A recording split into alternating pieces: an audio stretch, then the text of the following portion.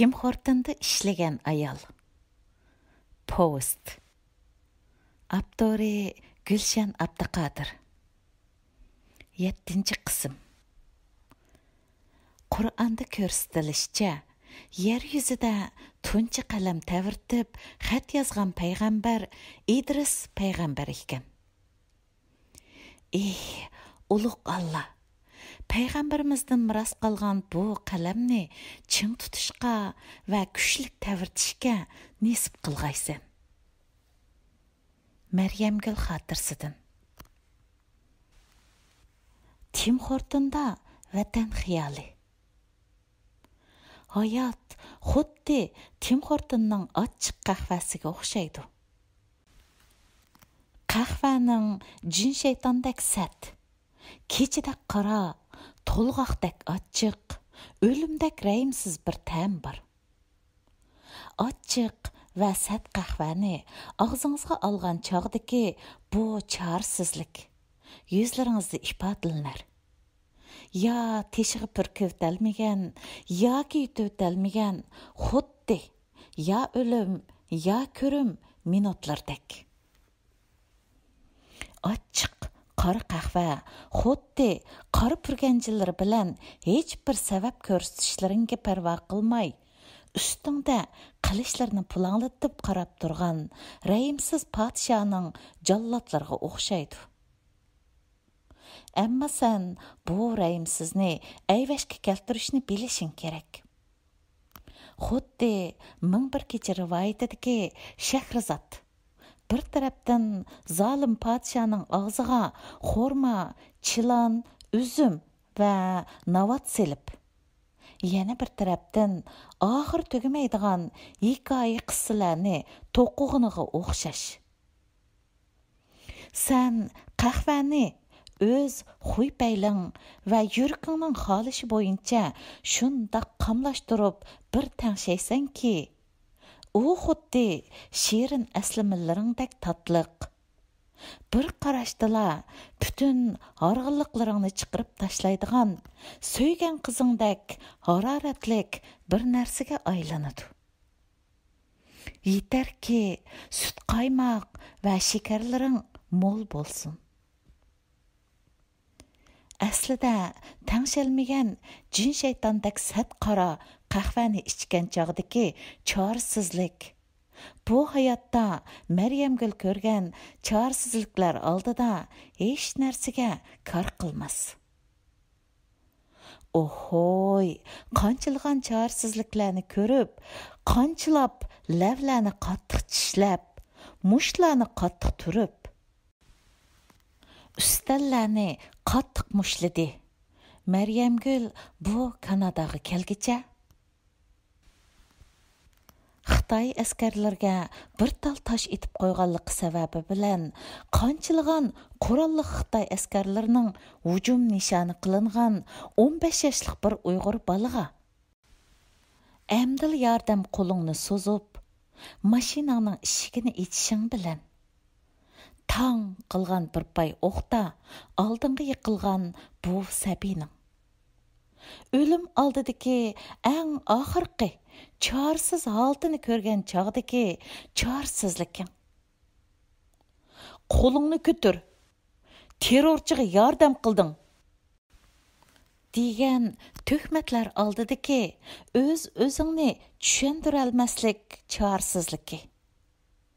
Sükunatga cho'mgan mahallada tunigilla shehid qilingan o'g'lining meyitini topshirib elishga daxil bo'lolmagan ona bilan mahalla to'qmishida uchrashib qolgan chog'dagi chorsizliking.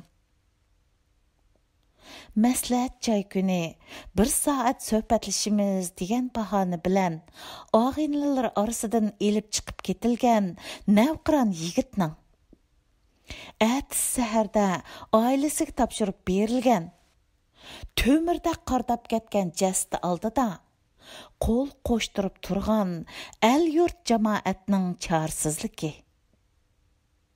Her to'y to'kinni qizg'in chaqchaqlar bilan qizdadigan Oyshamxon onaning o'g'lining bu holini ko'rgandan keyin nervlardan ketib darvoza oldida o'g'lining ismini to'xtamay takrorlab o'ltirib qolgan holatini ko'rgandiki chorsizliking.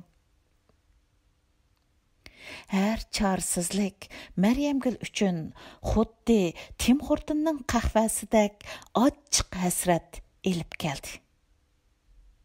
Yürek nemi degan sırlıq, ulug' ve acayip mö'jizelik narsa. Muştumdak bolğаны bilan shuncha nurg'un ochiq chorsizliklarni singdira oladigan. Yana bir vaqtning o'zida olamshumul bo'shliqni ko'tarib yura oladigan. Xuddi hayotliq, suv, tuproq va bo'shliqdan tarkib topgandek. Meryemgül va uning do'sti Zeyneplar o'z vaqtida, o'z shahrining eng g'ururliq, eng baldir o'yg'ongan, o'zidan halqib, vatani va xalqining masalalarini ko'ngliga pukkan ilg'or qizlardan edi. Fevral oylarning eng oxirgi qor lapildab yig'iyotgan qattiq sovuq bir kuni Norki yaqiliq sokno palto va norki quloqchi kiyishgan 5 jup qiz yigit Zeynep bilan Jasurning to'y marosimini o'zaro oddiy o'tkazib, kulki chaqchaqlar va akkordeonga tankash qilingan jirlar bilan bu bir jup yoshni sanjaq mahallaning eng ichkirisiga joylashgan yo'g'on peshayvonlik qo'rodagi saramjonliq bir eg'izliq hujraga ko'chirib qo'yishdi. Oppoq pardalar, chamadon va sandiq ustiga yepilgan rashliya ishlangan yopqichlar, sandiq ustiga ratlik tizilgan yo'tqan va yekandozlar, o'tqashdek xotan gilamlari, shundaqla cho'yinmashdan kelayotgan issiq harorat qo'shilib, bu kichikkina qiz hujrasini texama haroratlik ko'rsatmoqda edi. Meryemgül Zeynep'ga ham qo'ldosh bo'lgan edi.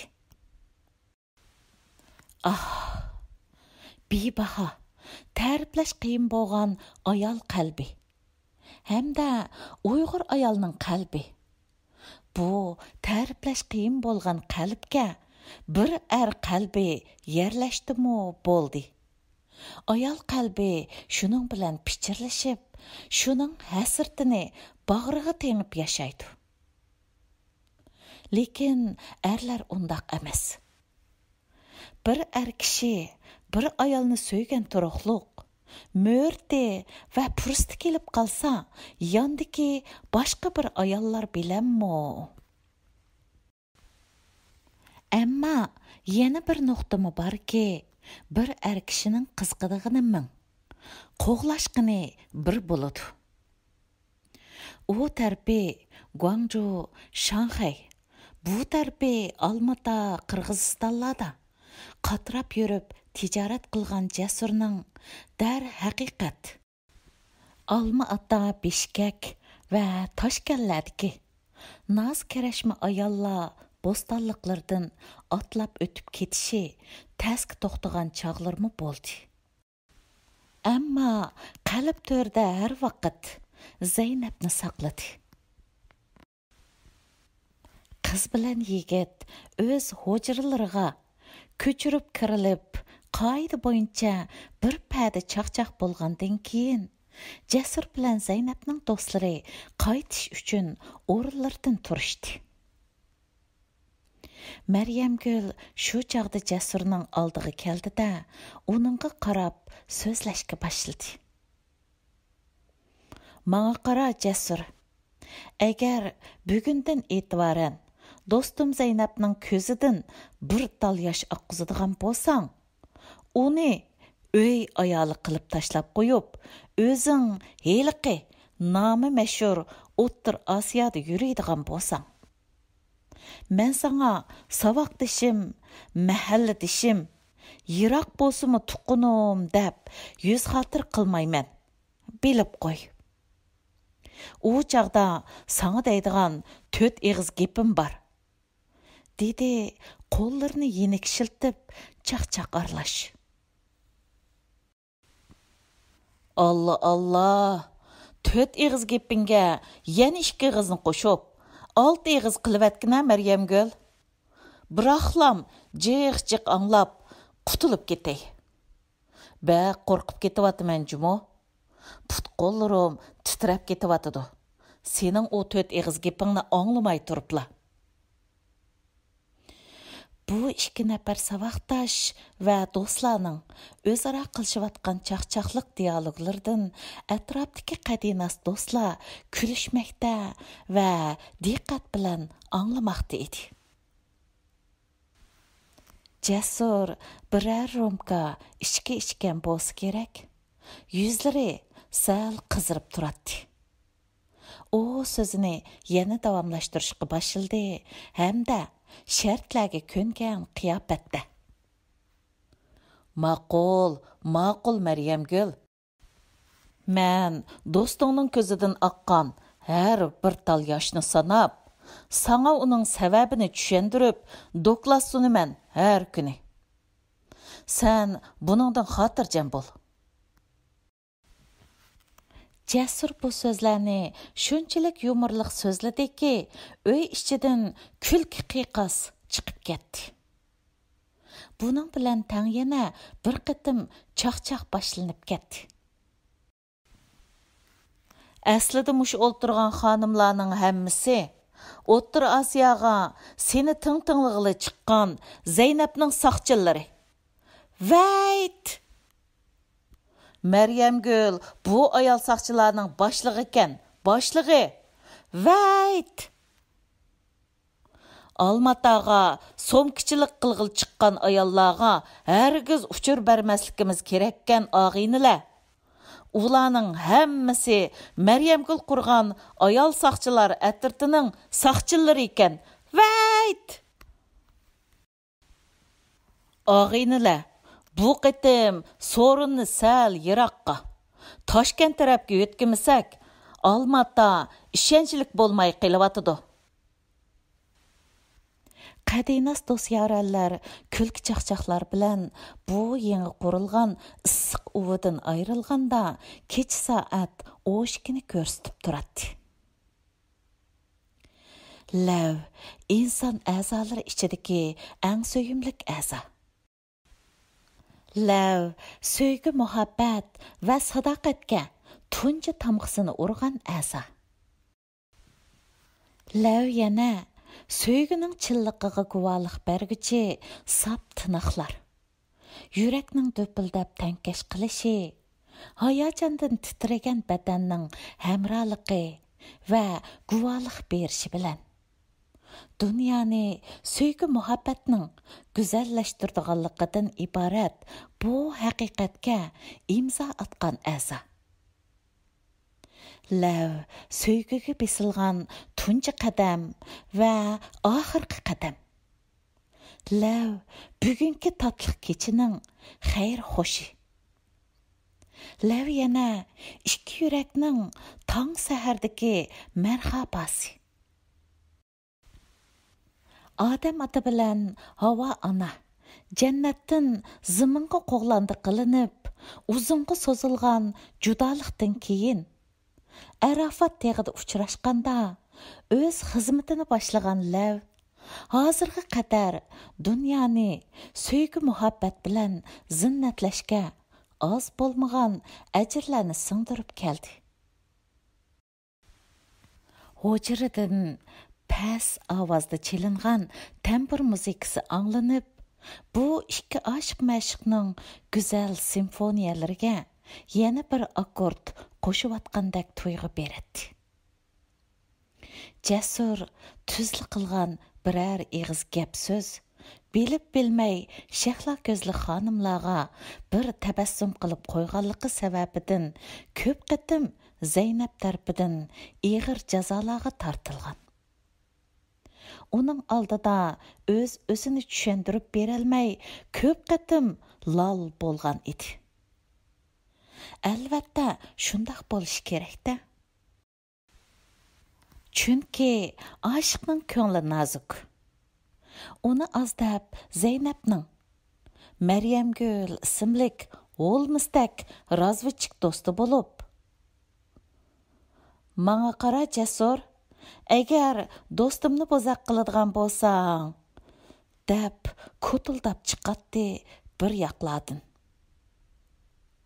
Jasur yuqorqidek sabablar tufaylidan yana bir eg'iz so'z va bir harakatni xato qilib qo'yib, bu g'ururli qizni to'y kechasida xafa qilib qo'ymaslik uchun nihoyat ehtiyot bilan muomala qilyotdi. Jasur bilan Zeynab bu kecha ana oshu suyumlik va nomsiz, shundaqla yozg'uchi shoirlar qalamida ko'p ta'riflanmagan lavining elchiligida bir-biriga tamoman taslim bo'lishgan edi. Tong sahar Jasurlarning darvozasi ansiz va qattiq urilishga boshladi. Bu ansiz urishlar sahar jimjitligini buzib, butun mahallani sarosimiga selvatdi. Bir mashina qurolli Xitoy askarlari Jasurlarning o'g'zillarini, hattoki uzunga so'zilgan mahalla to'qmishiga qadar qurol tanglab turib, Jasurning qo'llariga ko'yzi selib elib ketishdi.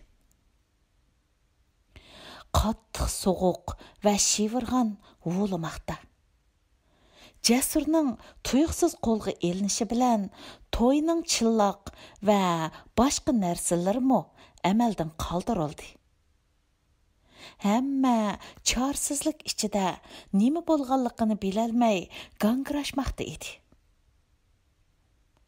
Oradan 3 oy o'tgandan keyin Jasurning oilasidagilar hukumat tarafdan Jasurning Sharq Turkiston Islom partiyasini mablag' bilan ta'minlaganligi, vatanning birligini parchalashga va terrorlik harakatlari bilan shug'ullanishga uringanlik sababidan qo'lga ilinganligi haqida material topshirib oldi. Ey chorsiz shahar! Ey bechora chorsiz xalq! Ularning na bordigan qozisi yoki qonuni, na tutadigan advokati bor. U yoq tipirladi, bu yoq tipirildi. Ularning bu ishning rost yoki yolg'onligini isbotlash uchun harakat qilish huquqimi yo'q edi. Maryamgül do'sti Zeynab va Jasurning ota-onalarining bu ig'ir kunlarda yanada bo'ldi. Maryamgül va Jasurning barliq do'st birodarlari shaharlik hukumat, shaharlik partkom, shaharlik soqchi qatorliq o'rinlarga qatirab, Jasurning izderkini elish uchun harakat qildi. Ammo Jasurning qaysi turmaga qamalganligi haqida zarrachilikmi uchur ololmadi. Bu ish Uyg'ur soqchi va Uyg'ur boshliqlaridanmi intayin maxfiy tutilgan edi. Qahrdan qish ketib, bahor keldi. Bir kuni saharda Maryamgulning telefoni chalindi. Telefon qilgan Maryamgulning shaharlik soqchi idorasida ishlaydigan saboqdishi Sodiq edi. U bugun bu shaharda yepiq sud ichildiganligini, ammo yepiq sud o'rni intayin maxfiy tutilganligini, o'zlariga soqchi idorasi tarafidan shaharning bexatarligini qo'g'dash vazifasining topshirilganligini, bugungi bu yepiq sudda balki Jasurning sotlanib qilish ehtimoli borligini aytib telefonni qo'yibdi. Shahar har yerga qo'yilgan qurolliq chorlash atratlari sababidan sarosimiga tushgan edi. Kechalarda aholilarning uylariga tuyuqsiz besib kirgan Xitoy qurolli qism soqchilari yoshlarga yo'qlang töhmetlarni chaplab tutqun qilmoqda edi. İz-deraksiz yo'qab ketgan yoshlarning soni kundan kunga oshmoqda edi. Maryamgul darhol telefonni qo'yib, bu ahvolni Zaynab, Jasurning ota-onasi va og'aynilariga telefon bilan uqtirdi. Shunday qilib, bu xabar intayin tezlikda Jasurning izdirkini ololmayotgan barliq kishilarga yetkazildi. Yepiq sotning atdiganda ichildiganligi taxmin qilinmoqda edi. Shu kuni atdigan soat 7:30da Maryamgul bilan Zaynab ikkisi uchrashib, velosiped bilan chepib yurib, yepiq sot ichilish ehtimoli bo'lgan barliq mehmon saroylarni tekshirib chiqdi. Bugun shahar ko'chalarida saqchi mashinalarining haddidan ziyoda ko'payganligi, shundaqla chaqirib, uyoq-buyoqqa ansiz o'tib turishlari, yo'llarda qurilgan to'saqlar. Bugun bu shaharda Uyg'ur tarixiga tamg'isini uradigan Jallod Yang Zingshing, Jallod Shingsaylar bu zaminda ko'p qitim sodir qilgan. Yana bir zo'r voqeaning yuz berdiganligini ko'rsatib turadi. Tuyuqsiz saqchi mashinalari chaqirgancha bir yo'nalishga, ya'ni shaharlik konsul mehmonxonasi tarafga qarab chepishga boshladi.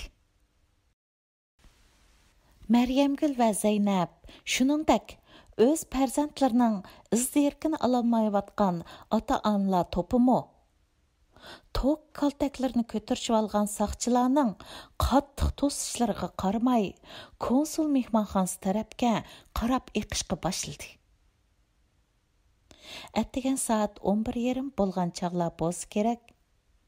Ochiq sot oxirlashib, qurolliq saqchi qismning cho'g'in ko'zipliq harbiy mashinalari konsul mehmonxonasi tarafdan chiqishga boshladi. Allohazal 5 yoki 6 ga yaqin mashina chiqib bo'lgandan keyin ochiq sot qilingan Uyg'ur yoshlari selingan harbiy mashina ko'rilishga boshladi. Orqaga chekining. Xitoy saqchilari shahar ko'chalariga saldak eqib kelayotgan odamlar to'pini chetga ittirib yo'l ochmoqda edi. Harbiy mashinaning ichiga o'lim jazosiga hukm qilingan 7 nafar Uyg'ur yigiti selingan bo'lib, mashinaning oldi tarafida Jasur 2 nafar Xitoy askarining qattiq qamal qilishi bilan chorsizlik ichida kindik qani to'kilgan ona shahriga to'ymay boqmoqda va bu kishilar to'pi ichidan o'zining suyumli kishilarini izlamoqda edi. Shu asnoda shahar xalqi orasida qistilib yurib, harbiy mashina chiqayotgan darvoza tarafga bo'ynini so'zib, tashvish va sarasim ichida qarayotgan Zaynab o'lim jazosi taxtisi esilgan Jasurni ko'rdi. Zaynab o'llik ovozda: "Jasur! Jasur!" deb vaqirg'ach, harbiy mashinaga agishib yugurishga boshladi. Maryamgul va barliq bu ko'chaga to'plangan kishilar o'lim jazosi maydoniga elib mengilgan bu qotillar mashinasining orqasidan to'xtamay azimatlarning ismini vaqirab yugurishmoqda edi. Shu asnoda Jasur bilan Zaynabning ko'zlari uchrashib qoldi. Zaynabning beshi pirrida qo'ygandek bo'ldi-da, hushidan ketib yerga yiqildi. Chorsizlik. Zaynab homila edi. Bundaq ichinishli ko'rinishlar bilan shahar xalqi pat-pat uchrashib turadi. Bundaq chaqlarda xalq, zalim Fir'avn va uning odamlari Musa alayhissalom va uning agashkuchilarini qo'g'lab kelib, Qizil dengiz girvaklarida qapsilib qolganda, Qizil dengizning ikkiga yerilib, Musa alayhissalom va uning agashkuchilarini Fir'avndan qutuldurgandek bir mo'jizaning paydo bo'lishini bakma orzu qiladi. 7 nafar Uyg'ur yigitini elib, daryo bo'yidagi ijro maydoniga elib ketayotgan Xitoyning harbiy mashinasi shaharlik asosliq yo'llarni besib o'tgandan keyin so'lga qayrildi-da, sur'atini tezlatishga boshladi. Kishilar to'pi. Yotgan yeringlar jannat bo'lsin shehidlar. Sizlarni Allohga topshirdik. Deb yugurgancha azimatlarga qo'l planglatmoqda edi. Shu asnoda tat qilgan ovoz bilan tang Xitoy askarlari xalqni o'q tutdi. Buning ichida Maryamgul bor edi. 4 kishi o'ldi. 3 kishi ig'ir yaralandi. O'q Maryamgulning mo'rsini surib o'tib ketgan bo'lib, yenik yaralandi. O'lganlar terrorchi qatorida muomala qilinib, Xitoy askarlarining qattiq nazorati ostida meyiti yuyilib, oila a'zolari bilanla namozi tushirilgandan keyin yerlikiga xufiyani qo'yildi. Nazir chiroq va hech qanday murosim o'tkazishga ruxsat qilinmadi. Mahalla va zaratgarlik 3 oydan 6 oyga qadar Xitoy askarlarining qurolliq nazorat qilishi ostida bo'ldi. 5 yildan keyin yoz oylari. Egiz peshayvonlik, uzum barangliq, har xil gul chechaklar bilan to'lgan ozoda Uyg'ur qo'rolari. Qo'roda 5 yoshlik bir o'g'il bola o'yinchiqlarni o'ynamoqda. Bu Jasurning o'g'li Javlon edi. Peshayvon ustiga qo'yilgan ustalda 2 qadinas do'st choy ichgach paranglashmoqda edi. Bu ikkaylan Maryamgul bilan Zaynab edi. Adash, men kelar hafta Turkiyaga bormoqchiman, dedi Maryamgul oradagi jimjitlikni buzib. Nima deydigansan, Adash? Sen mening birdan-bir tasallichim eding. Endi senmi kessang? Men bu yurak yarasi üstü uçuq turmada qandaqmı yaşarman? Dedi Zeynep ko'zlariga yosh olgan oldi.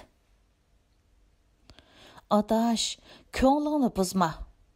Biz hayotimizni bundaq so'linib qolgan holatda zoya qilmasligimiz, bir ishlarni qilishimiz kerak. Ikki do'stning chiroyi jiddiy tus olgan edi. Adash, Maryamgul atrofga ehtiyot bilan bir qur sapselib qarab atgandan keyin Zeynepning qo'lini tutib turib past ovozda: Adash, men bu usti uchuq turmadan qutulib, bu zamonda yuz bergan fojialarni dunyoga anglatish qaroriga keldim. Orani azroq jiddiy bir sukunat qopladi. Ondan Maryamgul yana so'zini davomlashtirdi. Adash, jug'rafiyalik o'rnimiz shundoq nacharki, to'limi ichkiri bir ichki quruqlikqa qapsilib qoldik. Bu yan tarafimizda Shanxay hamkorlik tashkiloti deb ataladigan uzunga so'zilgan bir sim to'saq so'zilib yotidi. Şoңa mən hayatımның қалған bir qismini Uyghur davasını dünyaya anlatış bilan ötküzüş qararıga keldim. Zeynep o'rnidan turib Qadinas do'stini chin quchoqladi. Ikki do'st ko'z yesh qilishdi. Shu damlarda ularning ko'z oldidan balaliq aslimalarga oid hamma narsa xuddi kino ekranlaridek birma-bir o'tmoqda edi. Adaş, biz jimmida sukut qilib o'lib ketmasligimiz kerak. Dedi Maryamgül Qadinas do'stining alqonlarini ching siqib turib. Adaş, men nimami qilib bera olayman? Men garchi tirik yashayotgan bo'lsam-mo, ammo ruhim allaqachon jasur bilan tang o'lib bo'ldi. Dedi Zeynep ko'z yoshlarini qo'l yog'liqi bilan surtgach. Mening hayot qilishdagi birdan-bir sababim faqat Javlon uchun. Dedi u yana qo'shimcha qilib. Undaq dema do'stim. Biz qiladigan ishlar nurg'un. Sen to'y-to'kin va nazir chiroqlardan foydalanib, faqat shahar bo'yicha qanchalik Uyg'ur yoshning yo'qlang töhmatlar bilan o'limga hukm qilinganligi, qanchalik yoshning turmalarda ekanligi va yana qanchalik yoshning iz deraksiz yo'qab ketganligiga oid birma-bir uchur to'pla. Tama ko'l bo'lur degandek, sen to'plagan bu uchurlar birdan-bir yig'ilib, butun bir millatning taqdiriga munosabatlik cho'ng bir materialga aylanadi. Yetarki to'pla. To'y-to'kin va nazir chiroqlar, shuningdek ayollar yig'ilishlari sen uchun yaxshi fursat. Shundoq bir kun keladiki, adash, bu uchurlar zolimning zulmining qanchalik darajada chekdan oshganligini bildirdigan. Maryam, kichik, o'tira, cho'ng va yana bir daraja cho'ng qahva istakonlari oz qapti. To'shtirib etgan bo'lsang, dedi boshliq qahvaning har bir cho'ngliqdagi karton istakonlari esib qo'yilgan asqini qo'li bilan besib turib. U yana plastik eg'izlar, qahva, choy yashiklarining hammasini liqla.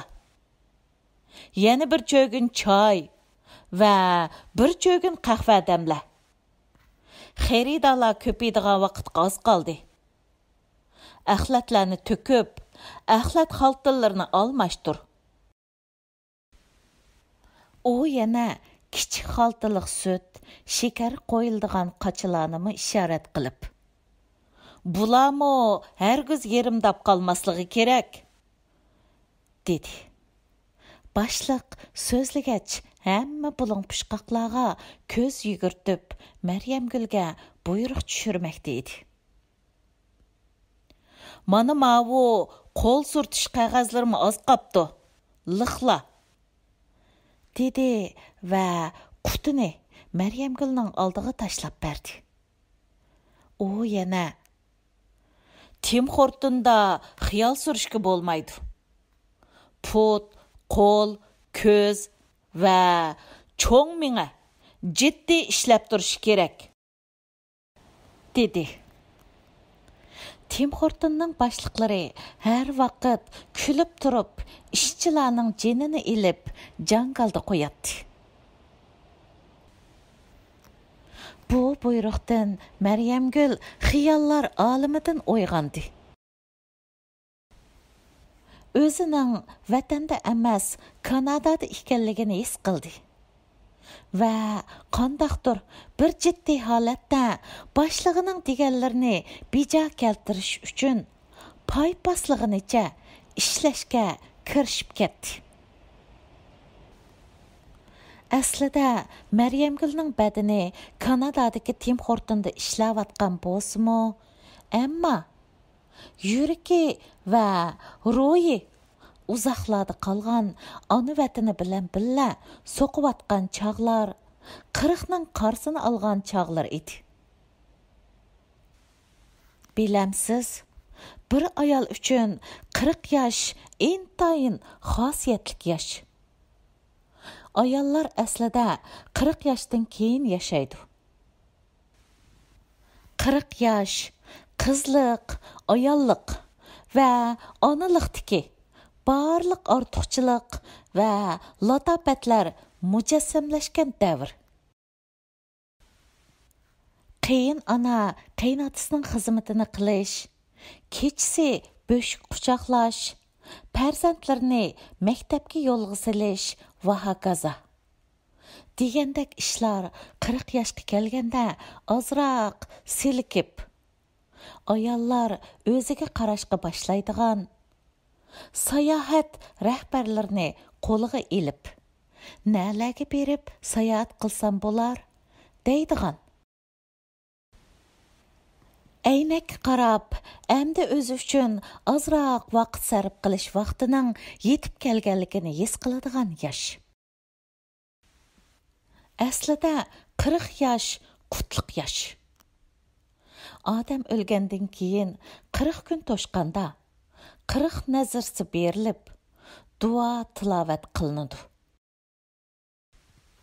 Hazreti Musa Allohning amrini tur teg'ida 40 keç gündüz alğan idi.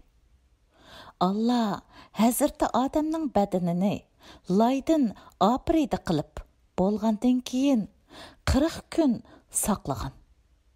Andın 40 yıl ötkänden keyin kökke chiqarganmış.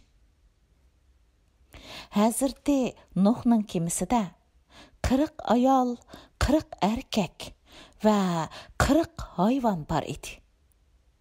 Kime topan balası yüz berip 40 günden keyin Judi teg'ida to'xtagan edi. Allah Hazreti Hava anamızga 40 farzand bergan edi. Hazreti Muhammed alayhissalom 40 yaşida payg'ambar bo'lgan edi. Yoshurun da'vat qilib, musulmonlarning soni 40 ga yetgandan keyin oshkora da'vatni boshlagan. Hazreti Yunus alayhissalom beliqning qarnida 40 kun qolgan edi. Hazreti Davud alayhissalom 40 kecha va kunduz tamoq yemay Allohga yig'lagan.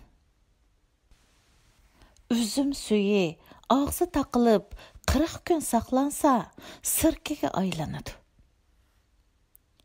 Hazreti İlyas alayhissalom 40 yaşida payg'ambar bo'lgan edi. Hazreti İsa'ның qiyomat bo'lishdan avval 40 yaşida yer yuziga tushadiganligi va 40 yil islom dinini yurgizdiganligi ma'lum. Demakki 40 yaşlıq Tim Hortonda ishlayotgan bu Uyg'ur ayol Maryamgul Tim Hortonning ochiq qahvasidek xalqining beshiga kelgan ochiq kashmishlari va ochiq chorsizliklari ichida yetilib tavlanmoqda edi.